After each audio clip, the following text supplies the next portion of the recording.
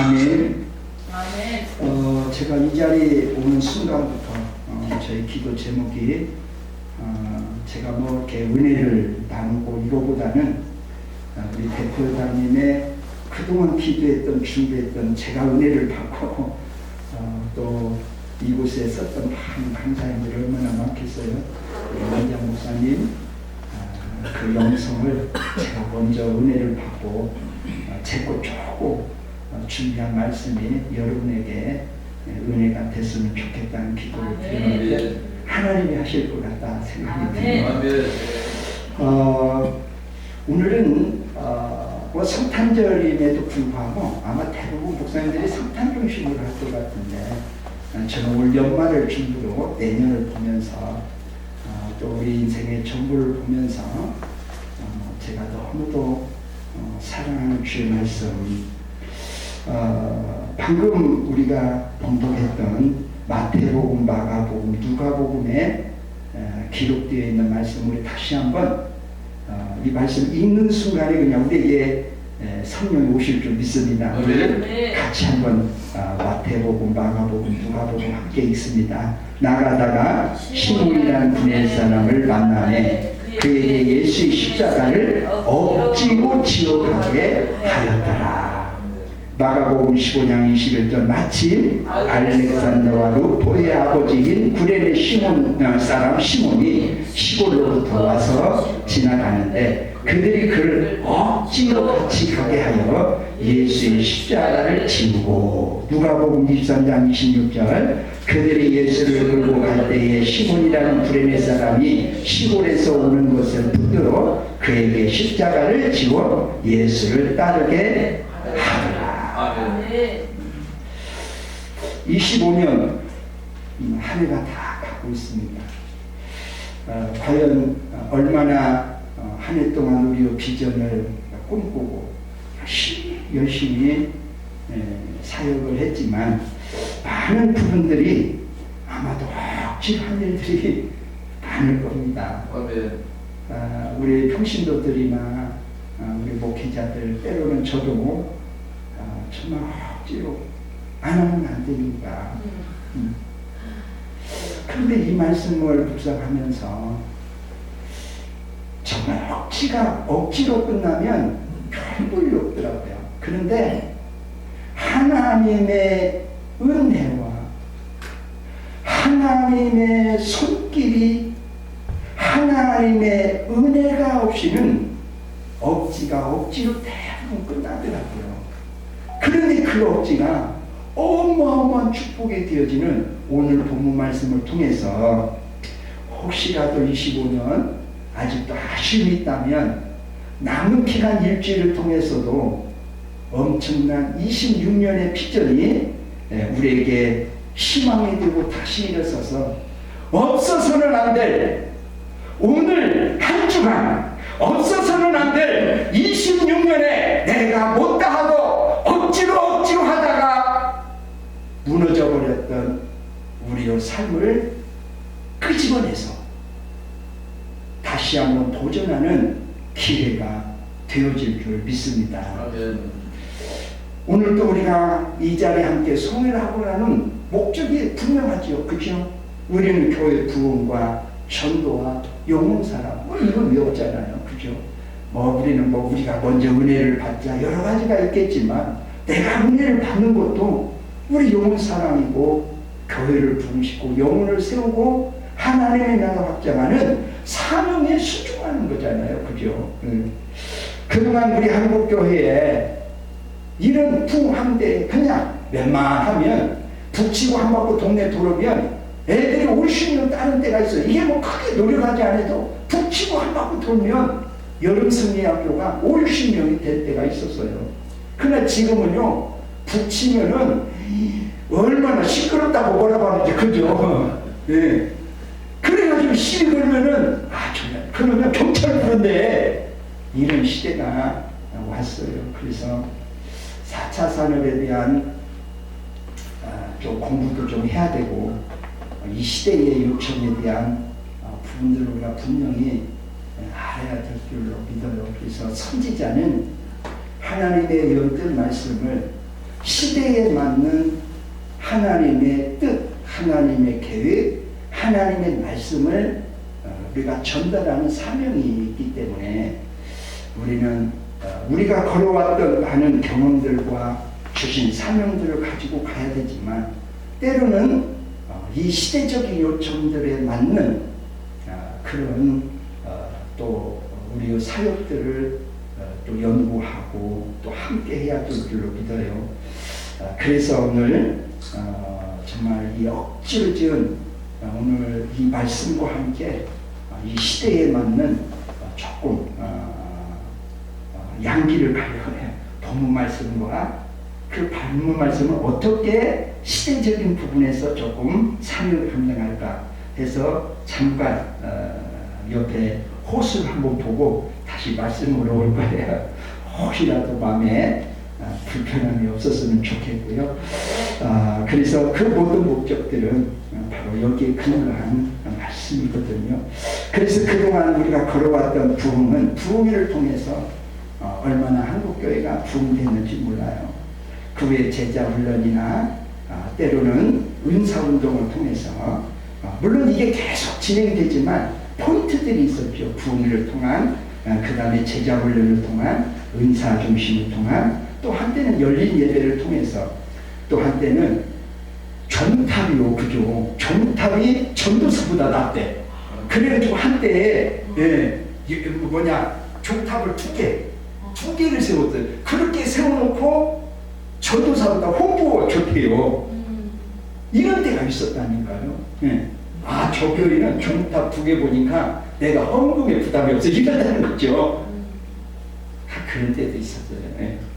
그래서 종탑이 홍보, 교회를 자랑하는 그런 때가 있었고, 이제 한때는 또 주차장이 없으면 한 바퀴 돌다가 다른 교회를 갔어. 그죠? 이것들이 교회 성장의 시대적인 어떤 흐름들을 우리가 볼 수가 있죠. 그러고 나서 어디 옛날에요, 저희 어렸을 때만 해도 교회 카페 세운다? 완전 이단. 그런데 지금들은 교회 1층은 대부분 카페가 다 있죠. 이게 복음이 변화된 게 아니라 시대적인 요청에 대한 부분들이죠. 또 한때는 전도훈련의 초청단체를 통해서 또 셀 모임을 통해서 교회 성장이 이거는 특별히 큰 교회의 중심이었지만 한때는 또 공동 공원묘지가 또 교회의 성장의 일부분을 감당할 때도 있었어요. 그러나 이 시대에 제가 믿음의 유산이라는 부분을 오랫동안 묵상하면서 하나님께서 자연적으로 저를 코로나 시기에 장례 지도사 공부를 통해서 제가 하면 할수록 오늘 좀 잠깐 말씀을 드릴 우리 이 시대에 맞는 장례 마무리, 인생의 마무리에 얼마나 이 중요한 죽음과 그 다음에 장례 3일 동안의 그 장례. 그런데 제가 내려되고 남은 여생을 남은 목회 사역을 올인하고자 했던 부분들은 죽음에 대한 부분들, 삶의 장례식에 대한 이야기가 아니라 결국 내가 얼마나 잘 사느냐, 내가 남은 시간이 1시간 있다면 이 1시간의 최대치를 통해서 아름다운 마무리, 이게 너무 막 가슴이 뛰는 거예요. 그래서 제가 이쪽에 많은 공부를 했고 어제도 저희 교회에서 한 3사람이 미팅을 했습니다. 어떻게 하면 한국교회에 정말 하나님이 기뻐하는, 그리고 왜곡되어진 많은 그냥 가서 예배만 드리는 이 장례를 어떻게 하면 하나님이 기뻐하는 장례를 할까, 한 3명이 모여서 지금 계속 연구를 하고 또 활동을 시키기 위해서 노력을 하고 있는데, 그 유지천 목사님이라고 오산에 평생을 이 장례를 통해서 교회가 성장한 목사님이셔요. 근데 어제도 이야기하더라고요. 아드님이 군포에서 목회를 하는데 전도사 때에 담임 목사님이 어떤 일이 있어서 외국에 나갔던, 그런데 장례가 일어난 거예요. 그래서 이 아드님한테 이제 어쩔 수 없이 맡긴 거예요. 근데 아버지가 평생 뭘 봤어요? 장래에 대한 부분들을 봤어요. 그래서 아버님의 도움을 받아서 장례를 치른 거야. 그런데요, 지금도 그게 최소한 10년 전의 이야기인데 지금도 연말만 되면 또 하루마다 뭐 머리에서 발끝까지 그냥 뭐 속옷까지 한 벌짝 한 2, 30만 원 그리고 또 용돈도 주시고 그렇게 중하신대요. 장례 하나를 통해서. 예. 그리고 이제 목사님도 최근에 한 큰 교회 목사님, 그 교회 성도님인데 교회에 장례 일어나서 전화를 했더니 뭐 몇 달 엄마 또 못 나갔대요. 그랬더니 우리 장례 못 치른다고. 그래가지고 연락이 돼 목사님한테 유지철 목사님 연락이 된 거예요. 얼마 전에. 그래서 평생을 했기 때문에 또 저희가 이제 이따가도 제가 말씀을 드리지만 가서 예배만 잠깐 드리는 게 아니라 저희들 나름대로 하나님 기뻐하는 부분들을 조금 이렇게 하거든요. 그런데 그 과정이 너무너무 좋아하는 거예요. 그래가지고는 뭐 온 가족이 기뻐하고 제가 뭐 죄송합니다. 돈 이야기가 아닌데 그러면 사례를 보니까 한 200만 원 이렇게 주시더라고 하면서 사실 그 목사님 0.1도 저희도 이 일을 하면서 0.1도 그만큼 포켓가 열렸다는 것은 오늘 정말 많은 영혼들이 마지막 장례를 얼마나 하나님이 기뻐하고 위로받는 그런 일들이 될까 이 부분들이 그래서 어제도 제가 그런 미팅을 하면서 정말 잘하는구나 그 목사님과 함께 그 유치도 목사님 그 목사님과 함께 좀 더 우리 목사님들이 해야 될 일들을 좀 같이 하자고 제가 그러면서 감사했습니다. 오늘 본문 말씀에 나가다가 시몬이라는 구레 사람을 만남에 그에게 예수 십자가를 어떻게 해요? 찌르지. 그런데요, 이 말씀이 이 말씀되게 한 세월이 흘러서 그 억지로 지었던 십자가의 그 모습이 억지가 아니었음이 증명이 되고, 그죠? 그게 로마서 16장 13절. 우리 같이 한번 읽습니다. 주 안에서 피가슴을 입은 누구와 그의 어머니에게 묻는다. 그의 어머니는 내 어머니라. 초대교회의 핍박과 그 고통들은 말할 수 없었습니다. 사도 바울의 1차, 2차, 3차 전도와 마지막 로마에 이르기까지 그 전도는 39대의 매를 5번이나 맞고 죽음의 길 3번이나 당하고 뭐 말할 수가 없죠. 그런 사역의 발걸음 속에 오늘 골고다 언덕에 예수 그리스도의 십자가에 억지로 찧었던 구레나나 시몬의 아내가 그의 아들이 성경에 기록돼요. 아멘이면 좋을 수 있습니다. 아멘.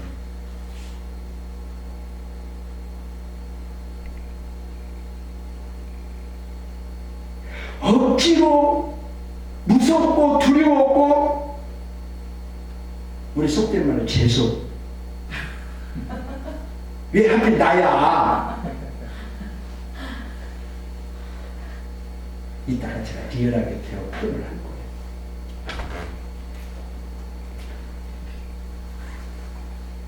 그랬던 억지의 그 한순간이 고통스럽고 힘들었지만 그것은 복음이었어요. 이게 우리가 감동하게 하는 것. 이 말씀 속에서 그 말씀에 젖어들어 보니까 그게 은혜로 오는 겁니다. 할렐루야. 아멘. 그리고 시간이 지나고 세월이 지나서 그들의 이야기를 들어보니까 우리 신학교 다닐 때에 바울 신학 얼마나 공부 많이 했어요. 우리의 가장 흠모하는 사도 바울의 어머니였대요. 어머니였대요. 저희는 5남 1녀 중에 제가 사남이고 우리 막내가 7년 차이 또 머스마 그리고 막내가 여자 딸 하나가 귀했어요. 9살 차이. 아버님은 몸이 약해서 늘 큰일을 못하고 어머니 다 일을 했었어요. 저는 이제 큰 막내라고 그랬죠. 제 밑에 2살 차이가 있는데 딸도 그렇게 이쁘대요. 그런데 그 아이는 그때 당시 세상에 떠나는 일이 있었잖아요. 그래서 제가 어렸을 때 기억이 하나도 없는데 한 2가지 기억이 있어요.